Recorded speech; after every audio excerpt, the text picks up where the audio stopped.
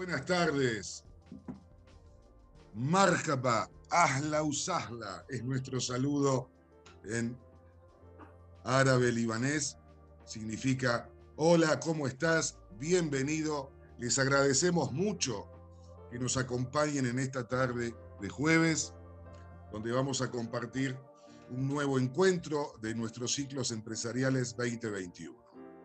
Les agradecemos nuevamente la participación. Vamos a tener una linda charla, un lindo momento de aprender, de escuchar, de reflexionar con dos oradores, dos disertantes, amigos de primerísimo nivel y trayectoria profesional y en todos los medios de comunicación de nuestro país. Les paso la palabra al presidente de nuestra entidad, el doctor Gabriel Aramuni. Adelante, Gabriel. Buenas tardes. Muy buenas tardes a todos. Gracias, Javier. Es un placer estar aquí otra vez en estos encuentros empresariales que organiza la Cámara de Comercio Argentino-Libanesa. Estamos cumpliendo 44 años de vida, ahora, en estos días. 44 años de vida intensos trabajando en favor del fortalecimiento de los vínculos económicos, comerciales, turísticos, culturales, sociales, entre la Argentina, el Líbano y su zona de influencia, el Golfo, Medio Oriente. Como decimos, allí donde hay un libanés, hay una oportunidad de estrechar amistades, de hacer negocios, de cultivar el espíritu en función de esa tradición fenicia que arrastramos desde hace miles de años. De hecho, como ustedes saben, la comunidad libanesa en la Argentina es la tercera. Más de 1 millón de descendientes de origen libanés vivimos aquí en la Argentina, en todo el país. Nos hemos arraigado desde hace más de 100 años. Y somos una comunidad que ha tenido verdaderamente un destaque en diferentes ámbitos, ¿verdad? En la política, en los negocios, en el comercio, en el arte, en la cultura, en la expresión religiosa. Y esta es nuestra manera de trabajar, fortalecer estos vínculos que nos unen desde hace tanto tiempo, promoviendo las relaciones de todo tipo entre Argentina, el Líbano y el mundo. Por eso llamamos a nuestra red Libaneses en el Mundo. Hoy tenemos una gran oportunidad de acercar el pensamiento, la reflexión, el conocimiento de dos queridos amigos que son dos figuras relevantes hoy en la opinión pública. Construyen opinión, nos ilustran con su análisis, nos hacen pensar, nos llevan por un camino adecuado para entender por dónde ir. Tenemos a la presencia del doctor Fausto Espotorno y del licenciado Gustavo Segre. Dos figuras que son seguramente conocidas por todos ustedes. Creo que Fausto ya está conectado, ¿verdad? Sí, acá estoy. Hola, Fausto. Entonces voy a hacer una brevísima introducción de tus antecedentes, aunque ya te conocemos muy bien. Bueno, Fausto, saben que es socio del estudio de Orlando Ferreres, dirige allí un centro de investigación, es profesor universitario en distintas universidades, dirige una carrera en la UADE y es uno de los analistas económicos, financieros, de mayor prestigio de la Argentina. De hecho, en uno de los últimos rankings ha salido como uno de los más consultados, sino el más consultado en los últimos meses. Así que tenemos la fortuna de tenerlo un rato con nosotros para hablar de un tema complejo, de un tema que nos inquieta, de un tema que de alguna forma espero que nos genere también algún tipo de esperanza acerca de cuál es la perspectiva económica de la Argentina 2022. Gustavo Segre, por su parte, también es una figura relevante, tiene estudios formales en administración, en economía, en negocios, tiene un MBA en Contraloría General de Compañías, es autor de varios libros, todos con títulos sumamente atractivos. Hay uno, Socorro, quiero exportar, tendría que ver bien con nuestro objetivo. Otro, saben que él pertenece y trabaja en San Pablo y es titular de una consultora. Hay un libro muy interesante llamado Brasil, cómo, digamos, colocar un pie sin meter la pata. Eso también es muy importante porque Brasil es para la Argentina un gran mercado y seguir las recomendaciones de Gustavo son sin duda muy valiosas. Por otro lado, hay otro libro interesante también llamado Aún estamos a tiempo. Ojalá que aún estemos a tiempo en la Argentina. Es profesor universitario en distintas universidades, Es además un columnista destacadísimo en La Nación Más, lo escuchamos a diario. Por otro lado, es un entusiasta crónico, es piloto de avión y permítanme decir que es un cantautor, porque muchos de nosotros hemos escuchado esos videos fantásticos donde de alguna forma nos inspira haciéndonos sonreír, pero siempre trabajando sobre la realidad con un pensamiento filoso. Gustavo se referirá también a esta posibilidad que tiene la Argentina de exportar, comparándonos un poco con Brasil. Serán exposiciones de 15, 20 minutos cada una y estaremos abiertos a formular las preguntas que ustedes quieran ir haciendo a través del chat en la opción que tienen debajo de la pantalla. Así que les vamos a dar esa participación para que nuestros amigos Fausto y Gustavo también puedan atender algunas de vuestras consultas. Arrancamos ya entonces contigo, Fausto. Te escuchamos con atención.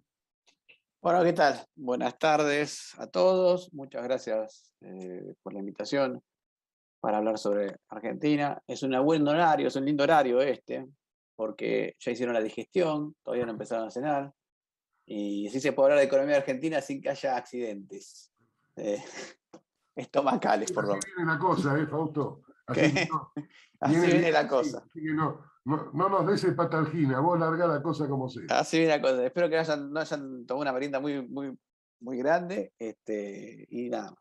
Bueno, a ver, vamos a poner, a mí me gusta siempre empezar estos análisis, si bien gustaba hablar de Brasil, pero sí pegar una mirada a lo internacional para ver qué nos toca a nivel internacional.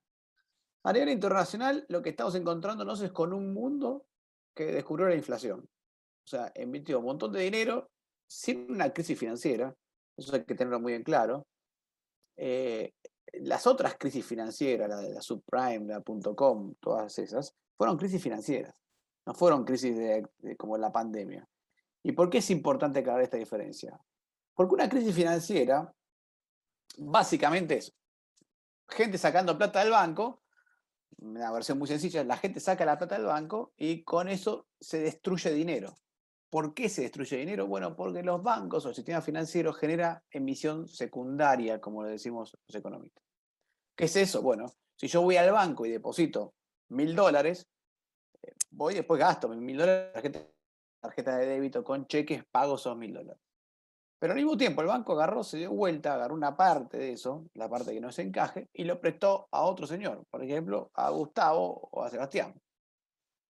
Gustavo fue y se compró un televisor con los 800 pesos que le prestó el banco, 800 dólares que le prestó el banco. Y se lo compra a Sebastián. Sebastián, a su vez, cobra esos 800 pesos, lo deposita en el banco y otra vez empezamos toda la rueda. Sebastián gasta sobre sus 800, Gustavo ya gastó sus 800 y yo sigo gastando mis 1.000.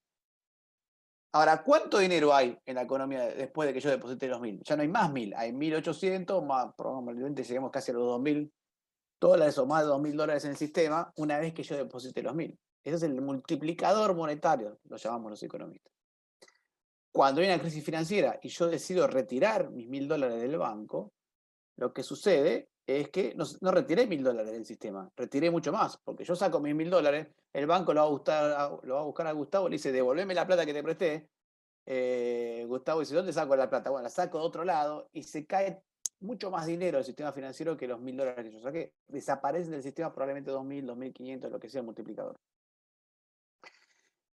Entonces, el Banco Central lo que suele hacer es inyectar dinero, imprime dinero en la economía para compensar esa pérdida de dinero. Porque el problema, el riesgo es la deflación. ¿Por qué deflación? Porque se redujo la cantidad de dinero. Muy sencillo. Entonces el Banco Central entra a emitir mucho dinero, baja la tasa de interés a cero, sale de lo que se llama en Estados Unidos el quantitative easing, esto es comprarle bonos del tesoro o hipotecas a los bancos para que estén líquidos los bancos, porque además guay, si en esa sacada de depósitos algún banco se cae porque no puede devolver, ¿no? Agárrate Catalina porque todo se vuelve peor. Y eso es la emisión monetaria en una crisis financiera. Hay una emisión monetaria para compensar la pérdida de dinero durante la crisis financiera. Pero acá la pandemia no tuviste una crisis financiera. Acá nadie sacó la plata del banco. Sí, hubo un poco más de demanda de dinero porque la gente no sabía si podía ir al banco en el peor momento de la pandemia ese mes, pero no hubo una crisis financiera. Y sin embargo, el Banco Central americano, el europeo, todo el mundo emitió como si fuera lo único que queda por hacer. Y no solo eso, sino que además también inyectaron dinero vía la compra de activos, el quantitative easing, lo llaman en Estados Unidos, el IPA lo llaman en Europa, en Londres, todos empezaron a comprar activos financieros para inyectar dinero. Se inyectó una enorme cantidad de dinero, pero sin crisis financiera, o sea que la cantidad de dinero efectivamente aumentó en el mundo.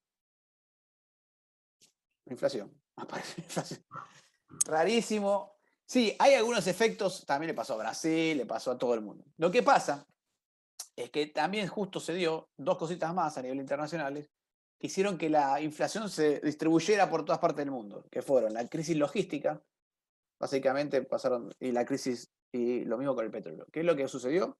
Bueno, mientras estábamos funcionando normalmente, los barcos iban y venían con containers por toda parte del mundo, se fabricaban containers, se ponían los productos en containers, los barcos iban de un lado para el otro, fenómeno. Vino la pandemia, se cerró todo, se cerraron los puertos, los barcos quedaron donde quedaron, los containers quedaron donde quedaron, nadie se salió a demandar un container porque no se fabricaron containers tampoco, porque no se podía viajar en barco, faltó papel higiénico en Estados Unidos, ¿por qué? Porque lo importaban de China. Esa siempre fue una gran cuestión. ¿Por qué faltó papel higiénico en la pandemia? O sea, no se hizo la pregunta de por qué todo el mundo salía a comprar papel higiénico. Y la razón fue que en Estados Unidos, con la pandemia, empezó a faltar papel higiénico. ¿Cuál es la relación entre el papel higiénico y la pandemia? Bueno, que el papel higiénico en Estados Unidos es importado, se importó de China. Y cuando se cerró todo por la pandemia, empezó a faltar el papel higiénico. Pero no es porque la gente necesitaba el papel higiénico por algo. Pero durante un tiempo, ¿se acuerda que no sabíamos bien por qué era el problema del papel higiénico? Y todos compraron papel higiénico por si acaso. Entonces, ¿qué pasó con estos logísticos? Bueno, se reactivó el comercio internacional y los contenedores, no se estuvieron produciendo contenedores durante toda la pandemia. Los contenedores que habían quedaron en cualquier lugar. Incluso el petróleo, pasó que, ¿se acuerdan que el petróleo llegó a valer negativo en un momento durante la pandemia? No es que valiera negativo, sino que el precio del petróleo era menor que el costo de almacenamiento del barril. Entonces también se pararon las inversiones en petróleo, etc. Arrancó todo de nuevo, pero claro, los contenedores quedaron en cualquier puerto. Cuando los americanos le dijeron, che, trae papel higiénico a los chinos dijeron, no, pero el problema es que los contenedores los tenés vos.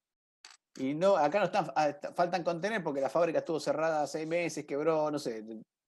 Y además el precio de la energía subió porque nadie invirtió tampoco en refinación de petróleo porque sobraba petróleo. Y con eso los costos logísticos se dispararon. Más de 300% de aumento en los costos de transporte internacional por barco hizo que eso, sumado a toda la emisión monetaria, bueno, la inflación se desparramara por todo el mundo. Estamos hablando de que subió 3-4 puntos, ¿no? Como acá 20, ¿no? Nosotros estamos hablando de otro nivel de inflación.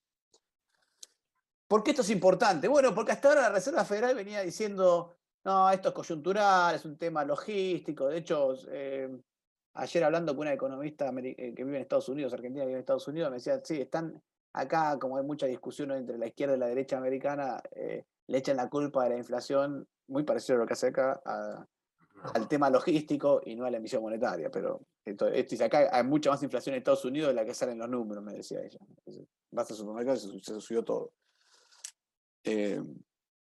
Hay mucha inflación escondida. Entonces, ¿cuál es el tema? Que si la inflación es un problema serio, bueno, es muy probable que la política monetaria norteamericana empiece a ser más contractiva en algún momento, ¿no? De hecho, ya empezó el tapering, esto es la reducción en la velocidad a la que la Reserva Federal compra bonos, y se esperaba que para el principio para el 2023 empezara a subir la tasa de interés, y ahora, la semana pasada salieron las minutas de la última reunión del Comité de la Reserva Federal y ya empezaban a decir que, bueno, que por ahí para mediados del año que viene empiezan a subir la tasa de interés. Ojo al piojo, porque si sube la tasa de interés, bueno, los fondos se van a empezar a mover hacia Estados Unidos, etcétera, otra vez, y salida de fondos emergentes. Nosotros no nos afecta porque no tenemos ese problema. Pero, ojo que si el dólar se fortalece, la soja cae, etcétera. Entonces, el escenario internacional para el año que viene es ese. Localmente, ¿qué pasa? Bueno, localmente tenemos tantos líos que no sé por dónde empezar a describirlos. Empecemos por cómo ves diciembre. Diciembre, bueno, a ver, el tema Antes de clave. llegar al 22. El tema clave de acá a fin de año son dos temas claves. Uno, emisión monetaria va a haber un montón. ¿Por qué? Porque el diciembre es el mes más deficitario del año, históricamente es el mes más deficitario del año. Y no hay cómo pagarlo si no es con emitiendo dinero, ¿no? Va a ser prácticamente, calculamos 1 billón de pesos, cerca de 1 billón de pesos,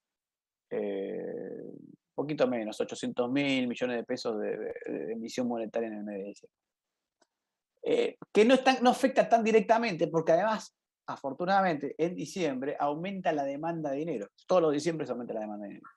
El problema lo tenés en febrero, cuando se te cae la tasa de demanda de dinero que se aumenta en diciembre. ¿Por qué aumenta la demanda de dinero en diciembre? Bueno, porque la gente se va de vacaciones, lleva efectivo. Lleva efectivo porque, bueno, porque en Pinamar hay 2 cajeros, no sé, 3 cajeros, pero si te falta plata, mejor que la tengas porque tenés que hacer cola en el cajero, ir el lunes, tenés que pararte la mañana de playa para ir al cajero, y se usa mucho más efectivo en el interior que acá. Vas de vacaciones a Villa Langostura y andás a ver si está el cajero. Entonces hay mucha más demanda de pesos en general en diciembre. También la gente suele comprar los regalos, las fiestas, etcétera. También hace que haya más demanda de pesos. Es histórico que hay más demanda de pesos en diciembre.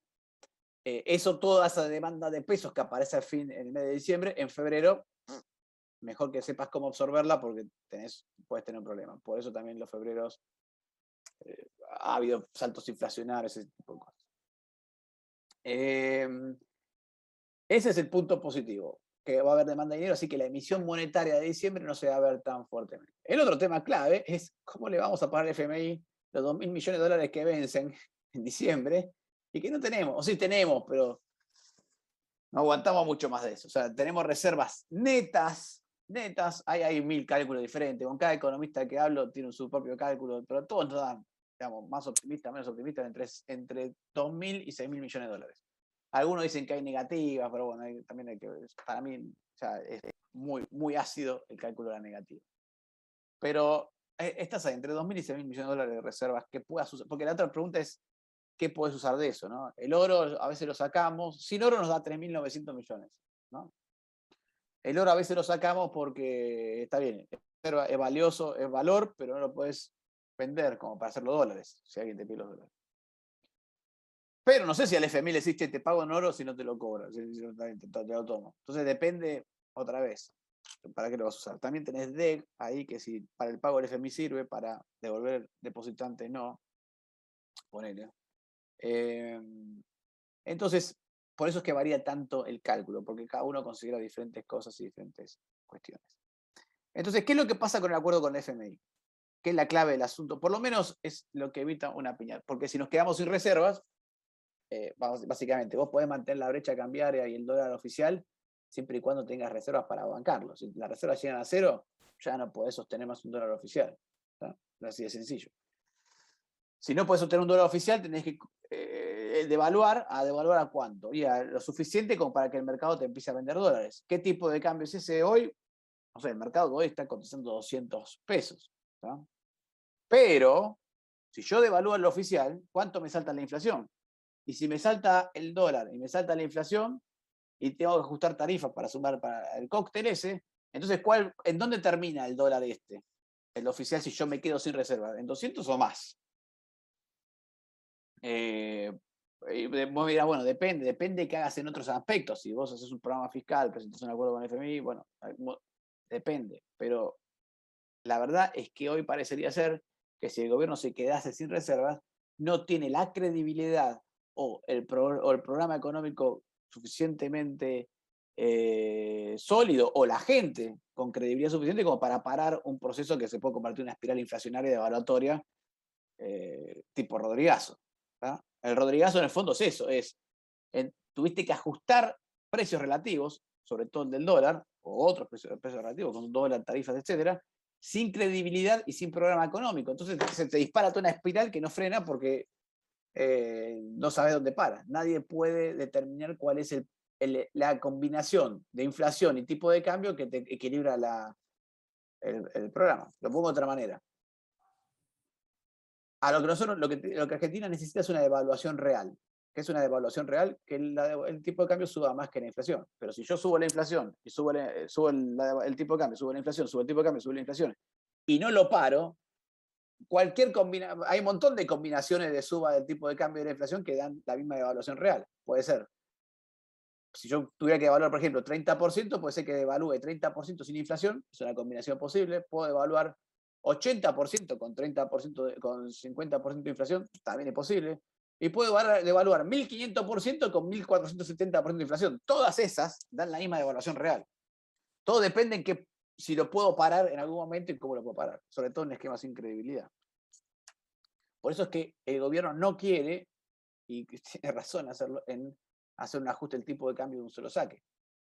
Porque no tiene ni el equipo económico, ni la credibilidad, ni la confianza política, ni el programa económico como para generar confianza suficiente como para saber que lo vas a poder parar. Que sí tuvo, por ejemplo, Macri en el 2015, cuando asumió y todo el mundo pensaba que iba a solucionar, la inflación era fácil de resolver. Después falló por otro lado. Pero tuvo la suficiente credibilidad como para soltar el tipo de cambio, salir del cepo y que la inflación solamente le subiera un poco durante los primeros 4 meses del 2016. Hoy eso no cuenta el gobierno con eso, ni tampoco con reservas suficientes como para hacerlo. Entonces, ¿qué es lo que va a pasar? Fausto, perdón, simplemente para ir generando dinamismo en la conversación, yo diría, tomate unos 5 minutos, le damos la palabra a Gustavo, Dale. luego redondeamos en un diálogo, invitando a los participantes a, si quieren formular alguna consulta por el chat, es el momento de ir haciéndolas. Pero Y déjame aprovecho. terminar No, por supuesto. esta conclusión y ya lo digo. Dale Lo un que poco. digo, ¿por qué te digo todo esto? Porque el tema del acuerdo con el FMI hoy está muy abierto. Hay muchas preguntas que te haces y no tenés respuesta. Entonces, lo que ha generado eso es que el dólar oficial se mantenga en 100, pero con todos esperando que devalúe. Nadie liquida exportaciones, porque ¿para qué voy a liquidar así si yo sé que en algún momento va a ser más 100? Y el paralelo está volando en 200, 205 pesos, que no es un dólar barato. ¿No? No es un dólar barato. Es un dólar históricamente más bien de los caros. Pero el mercado lo que interpreta es que por ahí esto no se termina, y si esto se dispara, no se termina en 200. Que la inflación esperada es mucho más alta y por lo tanto pagarlo hoy un poquito más caro el dólar no es un problema. Ya lo voy a compensar eso. Ahora, Fausto, Ahora sí. para ir redondeando esta pregunta y después retomamos. Supongamos que hay un acuerdo con el fondo relativamente rápido, las cosas de alguna manera se encaminan. O si no lo hay, pero en el fondo, que haya o no haya acuerdo no termina de resolver ningún problema. No. Entonces, ¿cuán lejos estamos en el actual contexto político e institucional de encontrar algún grado de sensatez tal que el actual gobierno pueda formular un plan relativamente viable que nos aleje de un conflicto social, que es otra de las variables que están dando vueltas? ¿Cuánto aguante hay en la sociedad respecto de una situación compleja en la inflación, en la pobreza, en la indigencia, en la seguridad? Es decir, el conflicto social, ¿es un ingrediente a tener presente o no? Sí. Sí, porque por eso se está gastando mucha plata en planes sociales, porque lo que se quiere es evitar eso. El gobierno no tiene capacidad de generar un programa económico creíble, para mí. No tiene capacidad. Tiene capacidad, lo sumo, en el mejor escenario, para generar un programa económico que aguante. No, mucho. Pero no Tenemos para... una pregunta, Fausto, Sí. de uno de nuestros participantes. Creo que viene a colación de la respuesta que acabas de dar. Pregunta dirigida a Fausto. ¿Siquiera es posible que este gobierno gane credibilidad, dado el contexto político y la influencia de la vicepresidente sobre el gobierno real de Alberto? Si es posible hacerlo, sí. Yo creo que sí. Pero no sé si políticamente se lo bancaría. ¿Cómo ganás credibilidad en estas condiciones? Si yo fuera Alberto Fernández, sabiendo que tengo poca credibilidad a todo, tercerizo el Ministerio de Economía. Claro. Chao, lo que digo es, agarro, no sé, a ponerle a Redrado, a Melcoña, no sé, agarremos a un economista creíble y le digo, mira, te doy el Ministerio de Economía, elegí vos tu equipo, tu programa económico, todo, encargate vos, chao. Al estilo de lo que hizo Menem en su momento, decís. Al estilo al estilo de lo que dice la Constitución Argentina. Yo, ahora con Gustavo, que tuvimos una experiencia en política, entendimos una cosa importante: la política te quema la cabeza, y con el Vasco también. Si hay algo que te quema la cabeza en la política. ¿Está? Con lo cual, este aprendizaje es que vos no podés dedicarte a la política y a gestionar al mismo tiempo. o te dedicas a la política o a gestionar. Correcto. La Constitución, se ve que Alberdi algo de esto tenía en claro, porque lo que dice es, básicamente arma el Poder Ejecutivo, dice la Constitución dice que el Poder Ejecutivo es el presidente y sus ministros. Y básicamente se trata de el presidente, que es el que tiene, el que se dedica a la política y que es el que se come, que son los que gestionan efectivamente. Entonces, ¿qué pasa? ¿Cuál es el problema? Cuando pones políticos en el lugar de gestionadores. No digo que los ministros no tengan que tener alguna cintura política, es otra cosa eso, ¿no? Está claro. Bien. Pero hoy Argentina está excedida de políticos en lugares donde no deberían haberlos, por lo menos debería haber pocos, que es la gestión. Bien. Vamos a darle la palabra a Gustavo y en el medio aprovecho para agradecer a Sebas Vasco Pascual, que fue quien nos ayudó a obtener la presencia de Fausto y de Gustavo. Gracias, Sebastián. Gustavo, adelante con nosotros. Bueno, buenas tardes a todos. Un abrazo para Fausto, para el Vasco también. Gracias por la invitación. Veo ahí grandes amigos. Un abrazo para Leonardo Sarquís, que está también. ¿Qué falta nos hace un Leonardo en el ministerio, no? En fin. Yo lo creo.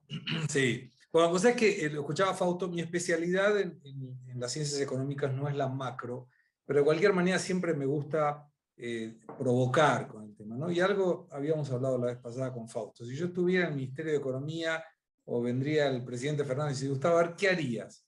Yo le diría, yo liberaría el tipo de cambio, dejaría que flote libremente, soy contra, pero de repente estudiaría en mantener las retenciones, porque al tener un tipo de cambio más alto generaría un aumento en el ingreso público por las retenciones, y permitiría de un solo saque. Primero, no creo que la inflación se dispare al mismo porcentaje que la desvalorización, porque no hay demanda suficiente para eso. Y la ley más perfecta del mundo es la regulación automática entre oferta y demanda. Pero por el otro lado, regularías el tema del comercio exterior, generarías más ingreso de divisas, permitiría que entraran inversiones directas del exterior, porque hay un montón de inversiones que conozco en Brasil, y que un ejemplo se está mencionando y va a hablar más de este tema la prensa en los próximos días, semanas, que es el gasoducto Vaca Muerta a Brasil, y que los brasileños tienen recursos para eso, pero si yo ni loco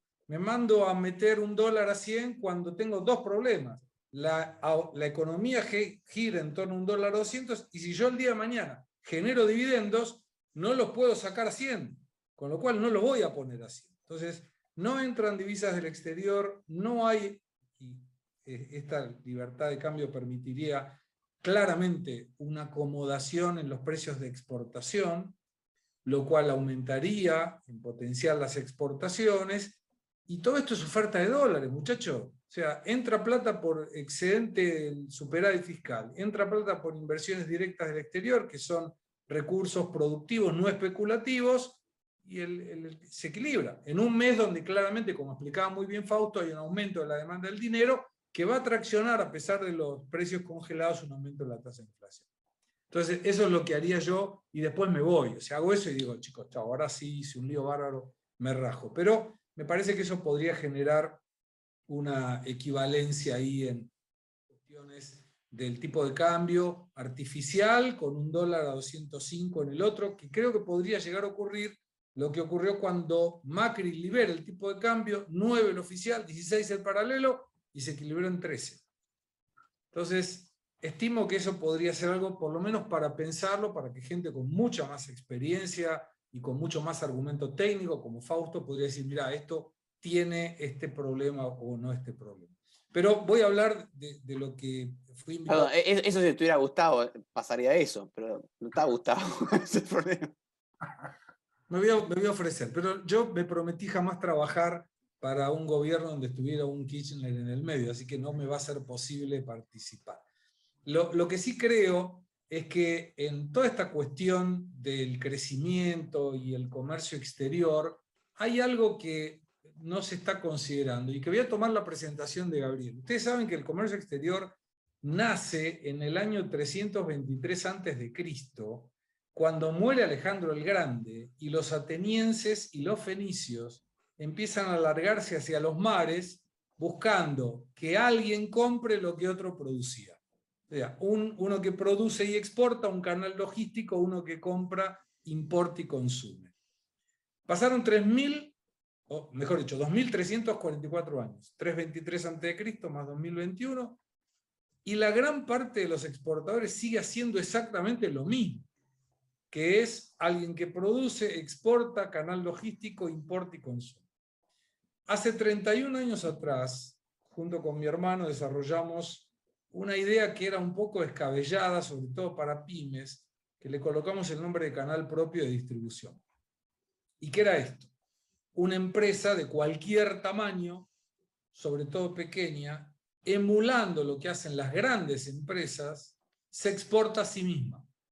Cuando uno evalúa, por ejemplo, las autopartistas grandes o las empresas montadoras, las automotrices, las empresas, y esto ocurre también con grandes productores y exportadores de granos, el 66% del comercio mundial es intercompany. El 33% que resta es uno que compra a alguien que produce y no se conoce. Lo que nosotros actualizamos fue, ¿por qué no hacer eso para las chiquitas también? Entonces una empresa pequeña constituye una empresa comercial en el país que quiera y se exporta a sí mismo. Y con eso permitía una recuperación de competitividad de hasta el 27%. Yo con un margen de 27% para jugar soy competitivo, aunque en China inclusive. En China puedo ser competitivo también, porque evito el intermediario, evito el costo financiero, me puedo financiar con la tasa de interés más baja, sea la de origen o sea la de destino. Para darle un ejemplo, nuestra empresa opera hoy en Estados Unidos, opera en Australia, en México, en Argentina y en Brasil. Y hoy empresas argentinas que se exportan a sí mismas en Estados Unidos se financian con una tasa del 3% al año. 3% al año. Y con esa tasa del 3% al año, yo produzco en Argentina y soy mucho más competitivo que cualquier empresa argentina que tiene que financiarse al 60% al año. Está bien, son 60% en pesos, son 3% en dólares, pero ahí es donde entra el conocimiento, que es, yo puedo tomar forward, puedo tomar hedge, puedo hacer seguro de crédito considerando el tipo de cambio. Hay un montón de herramientas que puedo utilizar y una de ellas, y la más importante para aquel que exporta a cualquier tipo de cambio, es poder comprar bienes de capital con el mismo tipo de cambio. Si a mí me dicen, mira, el tipo de cambio es 100 pesos, y me va a entrar 100 pesos menos las retenciones, y la verdad que me entra una porquería. Está bien, pero si con ese 100 pesos yo consigo comprar bienes de capital, yo puedo mejorar mi competitividad a partir de una tecnificación que me sale barata. La otra cuestión es que para cualquier mercado que quiera apuntar, yo necesito responder 3 preguntas, que es la legislación, los tributos y la cultura, sobre todo la cultura. Y ahí es donde creo Argentina carece de una política de Estado para poder exportar. Viene lo que denominé con mucha maldad la teoría del burro proactivo, que es un ejemplo de lo que pasa todo el tiempo en la República Argentina. Se colocan en lugares estratégicos gente sin conocimiento, en general militantes, que tienen ganas de hacer cosas. Y eso es lo peor que puede haber para una organización, porque si uno tiene el inteligente, digamos, Aragán, bueno, el tipo sabe y se va a encargar de que nadie se dé cuenta que está, cobra su sueldo y no hace nada. El inteligente proactivo es el mejor que hay porque es el que sabe y hace. El burro Aragán no molesta porque está ahí, no entiende nada, pero no hace. El burro proactivo es el más complicado porque no entiende y hace. Y esto genera precios congelados, genera retenciones, el cepo de la carne. El cepo de la carne es una fiesta para Brasil, para Uruguay, que nos pasó estadísticamente en exportaciones. Australia está feliz de la vida. Yo creo que hay algunos movimientos con la cara de Fernández, porque ha conseguido entrar con una carne carísima en mercados que tenía Argentina y hoy tiene Australia. Entonces, la sensación que uno tiene siempre es que el hecho de colocar gente que no sabe del tema provoca daños irreversibles a veces para las sociedades. Y ahí la propuesta que nosotros hacíamos y que consta en este libro Socorro, quiero exportar, y el subtítulo es a pesar de la crisis, con lo cual en Argentina sería todos los años, digamos, ¿no? Soquero quiere exportar todos los años, es que a partir, y esto está determinado en leyes que no se usan, que a partir de secretario de Estado para abajo, los cargos estratégicos sean por concurso. Porque a mí la verdad que no me interesa si el secretario es kirchnerista, liberal, conservador, progresista, desde que sepa lo que tiene que hacer y técnicamente realice acciones en función de lo que el ministro políticamente elegido le determina, está bárbaro. Y se podrá quedar, no importa su ideología, todo el tiempo que quiera desde que haga su trabajo bien hecho. Y ahí alguien técnico, independientemente de la ideología, le dirá a un ministro o a un presidente, señor, no haga un cepo, porque esto es una barbaridad y no funciona. No genere dos tipos de cambio, porque esto tampoco funciona. No le coloque retenciones, y acá concluyo con esta idea. Cuando uno analiza la composición de comercio exterior, y sé que estuvo con ustedes Marcelo Elizondo, que además de gran amigo es un excelente técnico, analizando la realidad en números, que creo que es lo que uno no puede contestar si tiene datos, hay en Argentina, pre-pandemia, 814.000 quits activos. Post-pandemia, año 2021, datos del 2020, 774.000 quits activos. O sea, perdimos algo así como 30.000 empresas, que son datos, son quits que se cerraron, no existen más.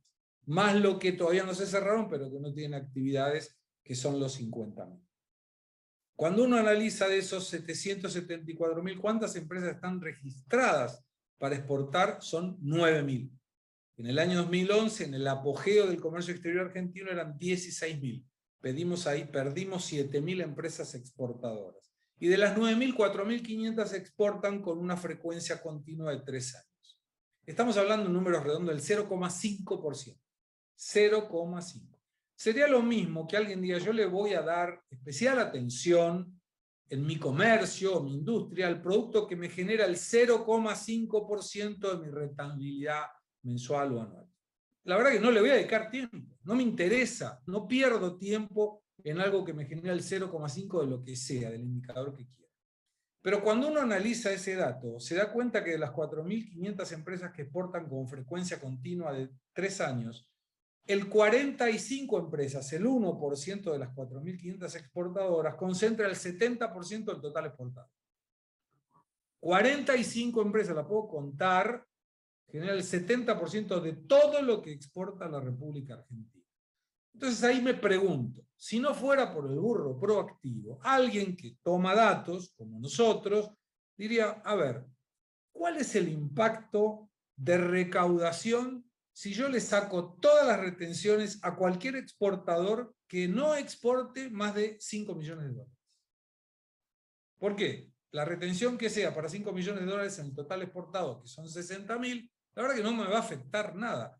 Y voy más lejos. Los reembolsos generados por esas exportaciones que el gobierno se toma entre 7 meses y 1 año para devolver sin ningún ajuste, ni de tipo de cambio, ni ajuste por inflación, lo podría tomar como una cuenta corriente para cargas sociales o para impuestos federales. Entonces, la pyme no tendría que financiar el Estado, sino al revés. Con eso le damos un oxígeno terrible a una empresa que exporta hasta 5 millones de dólares o que no exporta, y voy más lejos. A esa empresa le daría el beneficio de no pagar cargas sociales por 6 meses o 1 año cuando contrate a un técnico universitario recién recibido o hasta 2 años de recibido, que hoy no trabaja, con lo cual no paga cargas sociales, para que esa persona le dé valor a la empresa y termina pagándose sola. Para darle un ejemplo, nosotros tenemos clientes en Brasil que nos pagan el honorario con lo que le hacemos ahorrar por obtención de beneficios fiscales en Santa Catarina, por decirlo así. Entonces, para esa empresa que hoy tiene un gasto 10, digo, mira, yo te voy a generar un gasto 20, que en realidad es el costo que tiene nuestro servicio, pero te estoy haciendo un beneficio de 30. Con lo cual te sobran 10. Me pagás a mí, te sobran 10. Y el hecho de tener a mí te permite crecer, te permite exportar a otros lugares. O sea, es una cuestión de gana-gana para todo el mundo. Pero ese es el problema de tener ahí al quien no sabe y sale así. Termino. Bien, has dado una pintura interesante, has propuesto una serie de ideas. Vamos a ver cómo sigue esto. Voy a devolverle la palabra a Fausto para que termines de hacer, digamos, esa proyección de un escenario posible y cómo desde las empresas, aquí está repleto de empresarios en esta reunión, qué opción tenemos hasta que esto se vaya ordenando, si Dios quiere, de alguna manera. Y dejo un comentario de Leonardo Sergis que dice lo siguiente, para corroborar lo del haragán proactivo, del burro proactivo, mejor dicho. En materia de carne, que es uno de los temas que maneja Leonardo como ex ministro de Agroindustria, dice que ya se está hablando de mantener el cepo a la carne durante el 2022, con lo cual esto va a generar un impacto de pérdida de exportaciones, donde ya la estamos haciendo, como bien decías, Gustavo, respecto de Uruguay o de Brasil, con lo cual vamos a volver a perder la oportunidad de mantener los clientes y de ingresar divisas. Por lo tanto, ¿cómo se hace, Fausto, para coincidir en un diagnóstico y procurar, dentro de la normalidad institucional a la que todos quisiéramos aspirar, a que haya un golpe de timón? Es decir, ¿por dónde viene? ¿Por la crisis? ¿Por el convencimiento? ¿Porque no damos más? ¿Porque hay un milagro de sensatez? ¿Por dónde viene el ordenamiento de la Argentina? Qué difícil pregunta.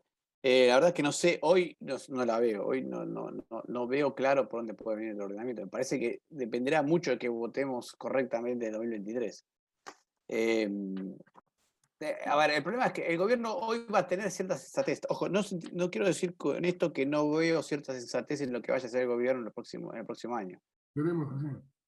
Pero no tiene la capacidad política o el orden interno como para dar un batacazo. A menos que, y no lo descarto nunca dentro del peronismo, que haya una escisión en el peronismo y la exigencia de que el presidente ponga a alguien más.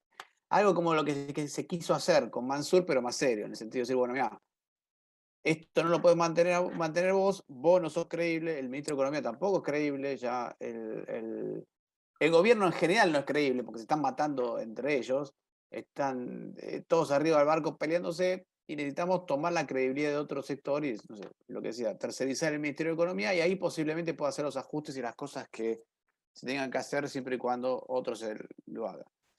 El problema es que hoy el gobierno no tiene esa credibilidad. Y yo te digo, el año que viene vamos a tener un déficit primario. Ponele que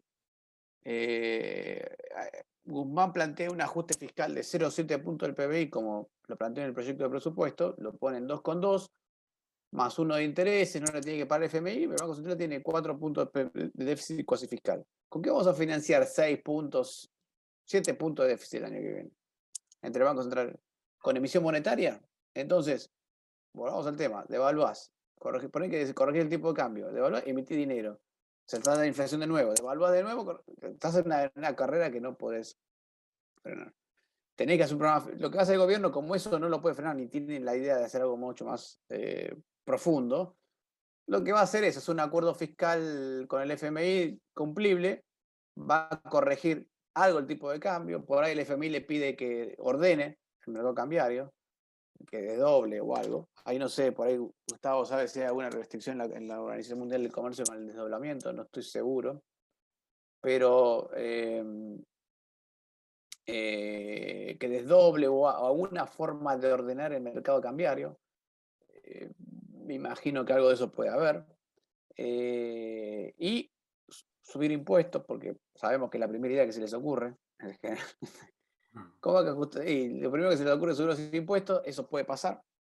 Hay que ver si después el Congreso se lo aprueba, ¿no? Porque vas a tener un Congreso mucho más difícil. Y seguramente suba de tarifas de servicios públicos el año que viene. Con lo cual la inflación no bajaría del 50%. No, la inflación, olvídate. Listo. Eso... Agradezcamos si se mantienen dentro de los 50. Con eso firmamos. Bien. Gracias. Es que el tema, el punto, sí. pero Gabriel, el punto es fácil. Hasta que no bajen el gasto público, no tenés más para hablar. O sea, no tenés nada. Ya han dicho que no van a tocar los egresos. Es decir, ahora te digo qué es lo que va a pasar, lo positivo. sí. O sea, olvídate la inflación, 50, si se mantiene los 50, firmemos, yo firmo ahí. Si el número no empieza con más de 5, estamos bien. Es posible, sí, va a haber ajuste de tarifa, va a haber dólar. ¿Qué es lo que sí va a ser positivo? Que la economía va a seguir rebotando, va a seguir recuperándose, siempre y cuando consigamos los dólares, pero no va a ser un rebote. ¿Por qué? Y porque para rebotar tenés que tener insumos y dólares para importarlos. Entonces, eso, si bien creo que la economía va a mostrar una recuperación, 3,5 incluso, este año va a terminar en 10 el crecimiento del PBI, el rebote del PBI, no el crecimiento, la recuperación del PBI, con lo cual se verá recuperado a fin de año todo lo de la pandemia, más posiblemente la caída que tuviste entre agosto del 2019 y diciembre del 2019. Y el año que viene vas a tener capacidad de seguir recuperándote al 2-3% con algunas dudas, digamos, con algunos baches. ¿Por qué? Por el tema de los dólares, insumos. Ahí dependerá de si la soja vuelve a subir, no vuelve a subir, si las exportaciones son iguales o menores. También es cierto que si tenés un acuerdo con el FMI vas a tener que pagar menos dólares. O sea que por ahí el dólar estás igual que este año. Y este año pudiste recuperarte, así que posiblemente el año que viene también. Esa es la buena noticia. Con inflación, con dólares y con inflación y con dólares. Pero recuperación va a haber. También recuperación del salario real, etc. ¿Qué sectores la veo bien parados? Obviamente 2. Construcción y turismo. Siempre y cuando no venga la pandemia clase 3, no sé, la fase, el Omicron. Igual no sé si le van a dar bola si viene el Omicron. No sé si hoy podés frenar mucho sin que se te vengan todos en banda. Entonces, ¿el turismo tiene chances? Sí, va a tener chances. Este año va a ser turístico récord. Recién estaba hablando antes de venir acá, estaba hablando con la gente de Mendoza y estaban todos esperando a los brasileños con cuchillos y tenedores, los mendocinos. Y a todo el mundo, porque hoy reservás no hay lugar, etc. Así que el turismo le va a ir bien, van a recuperarse. Aquellos que sobrevivieron se van a recuperar. Construcción también, me parece que construcción. Vamos a ver qué tipo de construcción, porque una cosa es la ciudad de Buenos Aires, otra cosa es el conurbano. En el conurbano lo veo mejor parado, de hecho ha tenido los country, barrios privados, todo eso anduvo muy bien. Este año está andando muy bien. La ciudad de Buenos Aires viene más retrasada, porque nadie sabe si va a ser negocio o no va a ser negocio, todavía estamos calculando los efectos de la pandemia, pero creo que igual va a haber mejoras ahí. ¿Por qué? Porque van a sobrar pesos, y la mejor forma de convertir los pesos a dólares en Argentina es ladrillo. Te hago un punto. Sí. Voy a hacer lo que hace José del Río cuando estás allí, viste que te frena. Sí. Le damos la palabra a Gustavo porque sale en La Nación Más ahora, a las 18:35, ¿verdad, Gustavo? Tengo unos minutos todavía, sí, pero puedo estar complicado a partir del momento. No, lo que queríamos era, antes de que te fueras, cerrar con algún mensaje. Algún mensaje de ahora, esperanza, ¿no? permíteme complementar un poquitito lo que decía Fausto, igual tengo unos minutitos más. Bueno, mejor. Una de las formas más simples de conseguir resolver esto no es simple, es simple teóricamente, no es simple en la práctica y menos en Argentina.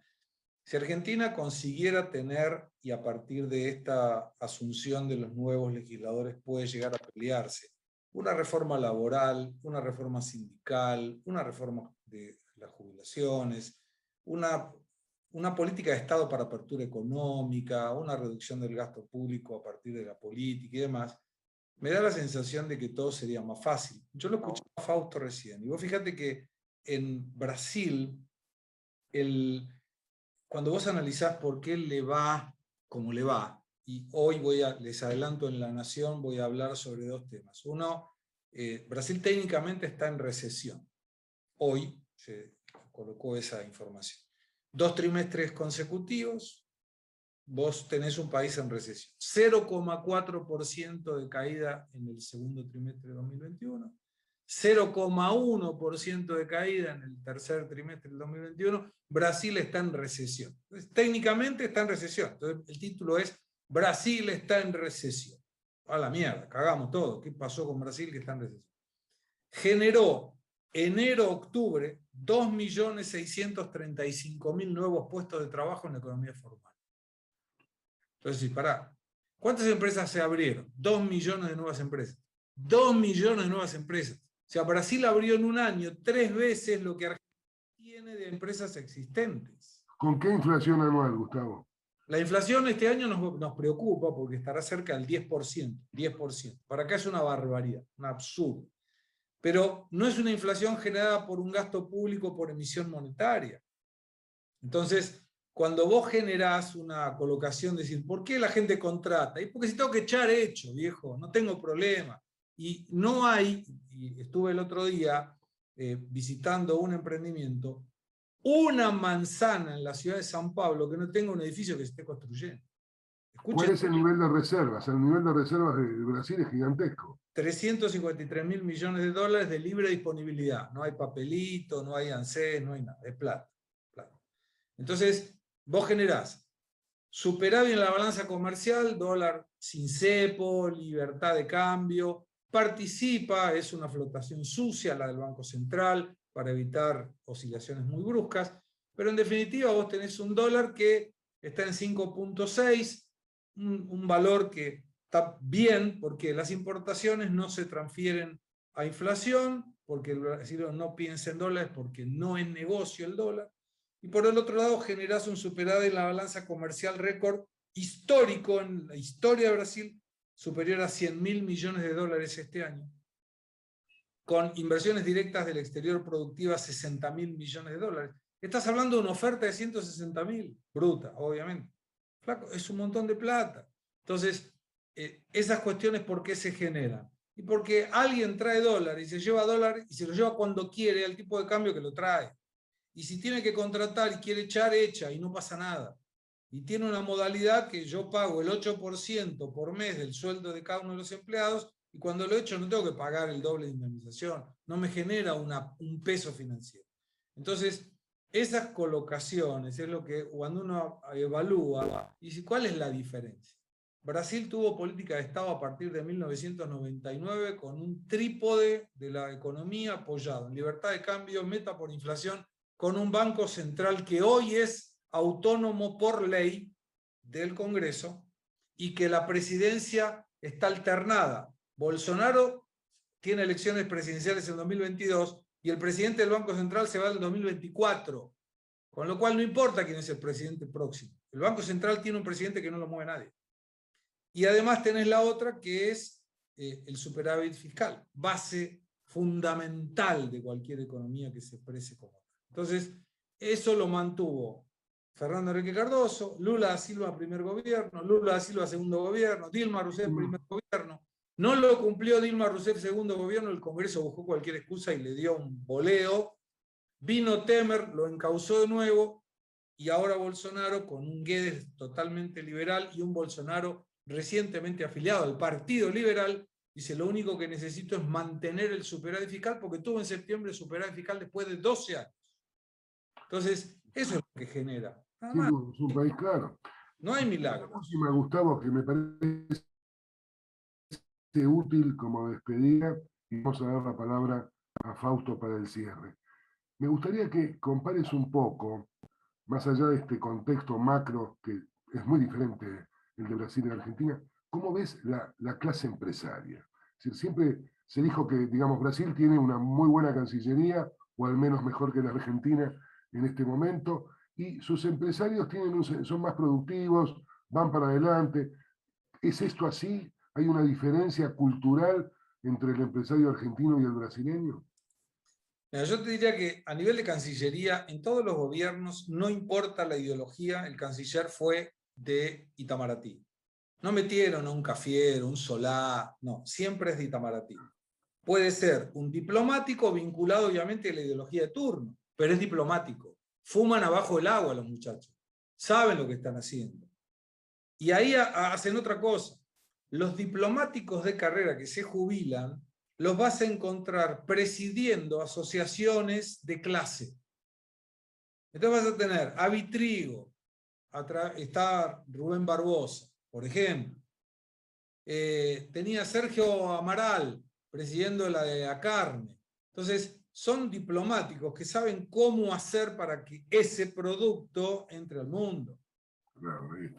Y eso es una diferencia muy grande, porque vos tenés, además de una ideología clara, donde a pesar de gobiernos de izquierda, Lula era un violinista, porque tomó el poder con la izquierda, pero ejecutaba la política económica con la derecha. El problema fue la corrupción, y puedo hablar 2 horas de Lula corrupto y 3 horas de lo bien que hizo Lula, cosas del gobierno. Y van a decir, ¿cómo? ¿Vos defendés a Lula? No, soy objetivo. Lo que está bien, lo que está mal, está mal. Ahora, en cuestión del empresario, yo te diría que, primero, está acostumbrado a pelearla. Acá la competencia es mucho mayor, porque tenés un mercado de 18 millones de clase alta de personas y 113 millones de clase media. Cuando algún paspado viene y me dice, sí, pero la pobreza son 25 millones de brasileros.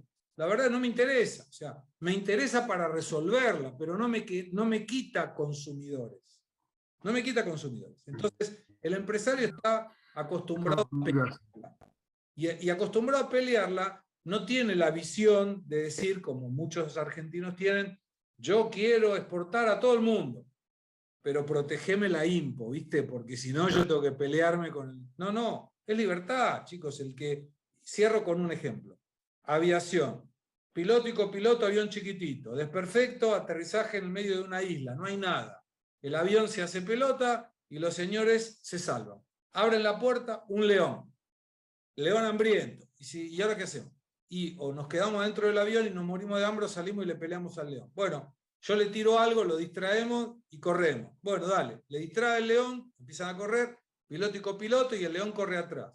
Y el copiloto le dice al piloto, no tenemos chance, el león corre más rápido que el ser humano. Y el piloto le dice, a mí no me interesa la velocidad del león, me interesa correr más rápido que vos.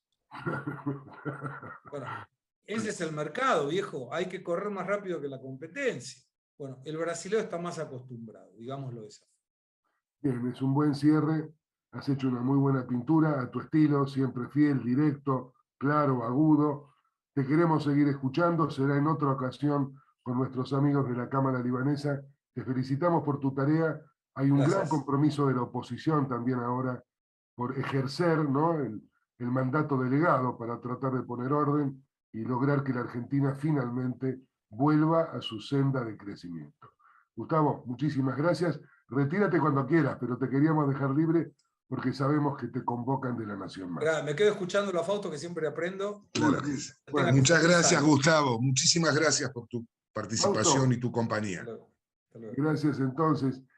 Como empezamos un poquito después por un desperfecto que tuvimos, los 6 o 7 minutos, sabemos que podés extenderte esos minutitos, entonces Sí. te dejamos el auditorio para que dialogues y nos sigas metiendo en tema, a ver cómo, dentro de este contexto que no va a ser muy difícil, muy distinto al que has planteado, quiere decir que en el mejor de los casos, Fausto, esto transcurriría en esta mediocridad cercana al abismo, pero sin meterse del todo, y ver cómo estiramos hasta el 2023, salvo que algunos sectores, como siempre sucede, tengan un mejor crecimiento, mejores oportunidades, etc. Sí, a ver, ese punto es importante. Argentina tiene mucha capacidad de rebote todavía, mucha capacidad de rebote. Okay. Entonces, vos pensás que cuando nos agarró la pandemia ya veníamos de 2 años de recesión, 2010. Entonces, poder rebotar. Y si vos ves, a diferencia de lo que contaba Gustavo de Brasil, Argentina está creciendo. Y está creciendo fuerte. Aunque usted no lo crea, el crecimiento económico argentino hoy es fuerte. Estamos creciendo prácticamente 1% por mes. ¿Qué pasó acá? Bueno, pasó que nos hicimos percha. Entonces, desde el fondo del pozo podemos recuperarnos relativamente rápido. Y además, otra cosa importante, cuando uno mira los números argentinos de qué está pasando con las empresas argentinas, es verdad que cerraron muchas, casi 50.000, con la pandemia y todo eso, pero también es cierto que hoy Argentina se ha vuelto cada vez más, el empresariado en Argentina, las empresas argentinas se han vuelto cada vez más argentinas. ¿A qué me refiero con eso? Bueno, que cuando uno mira las operaciones de compraventa de empresas que hubo en Argentina en los últimos meses, bueno, lo que ha pasado es al revés de lo que solía pasar. La mayor parte de las empresas que se han comprado han sido compradas por argentinos. Te doy un dato, en lo que va del año 2021, en Argentina se compraron y vendieron poquitas empresas, estamos hablando de, no se creen mucho, pero se han comprado unas prácticamente 30 empresas. ¿No? 30 empresas han comprado, se han vendido. Esas 30 empresas, o por lo menos hubo anuncio de fusiones y adquisiciones. Esas 30 empresas que se operaron en Argentina, solamente 5 las compraron extranjeros y las otras fueron argentinos. Lo cual implica que se está argentinizando las empresas locales. Y eso, fíjense, por ejemplo, y los vendedores son básicamente extranjeros, porque, por ejemplo, la más grande fue ConocoPhillips, perdón, que es una empresa de oil and gas, era americana, la compró una argentina. La otra es Cuánto Cuesta Viajar, que es una empresa la empresa Turismo City, que era brasileña, la compró Turismo City, que es argentina, es un metabuscador. Y después sí hay dos internacionales. Pero, ¿por qué es importante esto? Bueno, porque hay una cosa que cuando se argentiniza el capital, también empieza a aparecer el negro. Porque la gran diferencia de un empresario argentino con un empresario... Primero que en general, la reducción de costos grandes que hay cuando pasa esto es que las empresas internacionales dejan de tener todo este proceso de controllers y gerencia en conexión internacional. Claro, eso se elimina como costo. Perdés productividad al no tener todo el contacto internacional, pero bueno, cuando pasan estas cosas, la verdad que tampoco te serviría para mucho, y se suele argentinizar por ese lado. Y la otra reducción de costos que se hace, que empieza a aparecer el negro en estas empresas locales. Voy a mencionar un caso hiper conocido, pero en los 80 pasaba muchísimo eso. El expresidente, por lo menos la familia del expresidente tuvo algo que ver con la producción de automotores argentinizados, ¿no? Sí. Y ese caso es lo que estamos viendo hoy en Argentina. Si me permitís. Sí. No, perdón, Fausto, Gabriel. Vamos a abrir en estos últimos 2 minutos los micrófonos por si algún participante quiere ejecutar alguna pregunta. Vale, pero ese esquema está dando aire al rebote económico que estamos teniendo, ¿no? Correcto. Bueno, es un factor positivo. Es un factor positivo, pero lógico también que suceda. El empresario que puede sobrevivir en estas condiciones no es un empresario brasileño, no es un empresario norteamericano. Seguramente. Es un empresario argentino. Bueno, y claro, efectivamente, es decir, la Argentina siempre navega entre estas aguas confusas, ¿no? Es decir, hay un rebote, algunos les va bien, muchos se van al Uruguay, miramos con admiración lo que pasa en Uruguay, en Paraguay, con el mayor de los respetos, pero realmente hacer estas comparaciones le da dolor a un argentino, ¿verdad? Cuando supimos que entre 1880 y 1930 estábamos en el grupo de los 8. ¿Sí? ¿Qué nos pasa después? Y uno de los problemas que en general uno suele ver es que hay un problema de diagnóstico, Fausto. Es decir, cuando quien gobierna no la acierta en el diagnóstico, es muy difícil que la acierte con la solución. Entonces, sí, pero es algo más que eso. Yo tengo una hipótesis, y de hecho, y creo que en esto, bueno, ahora se fue Gustavo, pero creo que la compartimos con Gustavo, y por eso hicimos nuestra, y después sí la va a compartir el Vasco, ¿no? Es que yo creo que en algún momento la gente que produce, la gente que trabaja, etcétera, se desentendió de la política y dejó que otros se encargaran de... Ojo, obviamente, si vos te dedicas a la producción, difícilmente te puedas dedicar a la política, no tenés todo el tiempo del mundo, pero se desentendió mucho de ese proceso, de la gestión, de la responsabilidad social que se tenía, y la tomaron los políticos que decidieron que, bueno, que si nadie se iba a hacer cargo, nos encargamos nosotros y lo hacemos a nuestro favor, ¿no? Lo usamos. Entonces, ayer a la noche tuve una cena donde había varios políticos, no puedo mencionar a quién, pero me asombró en algunos políticos el grado de desconexión que tenían con el empresario. ¿Tá? Y en la inversa también. O sea, el político no sabía cómo hablar al empresario y el empresario no sabía cómo hablar al político. Y eso es un error garrafal, eso indica una señal muy equivocada. Si vos te sentás con un político y no entendés cuáles son sus problemas, sus costos, sus beneficios de su actividad, y vos esperás que el tipo te responda a vos como si fuera un empleado, olvídate, no va a pasar. O que entienda tu lógica. Y a la inversa pasaba lo mismo. El político le está hablando al empresario como si estuviera hablando en un comité político y no entiende que el empresario es un tipo bastante sensible en general, porque es el que tiene las antenitas puestas a ver dónde hay negocio, cuándo hay que salir corriendo y cuándo hay que invertir. ¿Tá? Si lo entusiasmas, invierte, si lo asustás, sale corriendo. ¿Tá? Entonces, lo que decía, le dije en un momento, digo, pero vos cuando hablas con empresarios, tenés en cuenta que del otro lado hay un tipo muy sensible a esto. O lo asustás o se enamora. No, está buscando siempre eso. Ahora quizás con los nuevos líderes que están Pero sí, entrando en la no sé, política, pero me pensás que se preocupó puede... eso porque dije, acá hay esto es gente que no estaba acostumbrada a hablar entre ellos. ¿No? Y el empresario le tiraba como reforma laboral, reforma, y el otro le decía, está bien, hay que hacerlo. Esto lo podemos hablar entre nosotros, que hay que hacer la reforma laboral, la reforma. Pero si no podés exigírselo como si el tipo no tuviera costos por hacerlo, ¿no? Tal cual, tal cual. Le tenés que, y eso me hizo darme cuenta de un problema fundamental. No hay conversación en Argentina entre la política y la clase y la gente productiva. No hay. ¿Vos creés que eso se puede ir subsanando? Sí, obvio. Los nuevos Hay líderes que que de hacerlo. alguna forma van entrando al Parlamento ahora, y ustedes mismos que se acercan un poco a la política, otras personas, es probable, ¿no? Hay que que se hacerlo, hay vaya que hacerlo. mejorando ese lenguaje. Hay que hacerlo, pero creo que hoy es un tema, una tarea a hacer. Por eso algunos hicimos algo en política, porque nos dábamos cuenta de esto. Se le dejó mucho espacio a los políticos esperando que ellos actuaran a favor nuestro sin que nosotros nos metiéramos, y en realidad van a actuar en favor de ellos, siempre. ¿No? Como cada persona. Si vos no le pones un costo y un beneficio a alguien, va a actuar en función de lo que más beneficio les genera a ellos. Que es contrario a lo que contaba Gustavo en Brasil. ¿No? Itamaraty siempre estuvo muy influenciada por el sector empresario, por el comercio. Hay una coalición ahí entre el empresario brasileño y una parte de su área política. También hay una parte del empresario brasileño y los trabajadores, el PT. Pero en Argentina ni siquiera eso.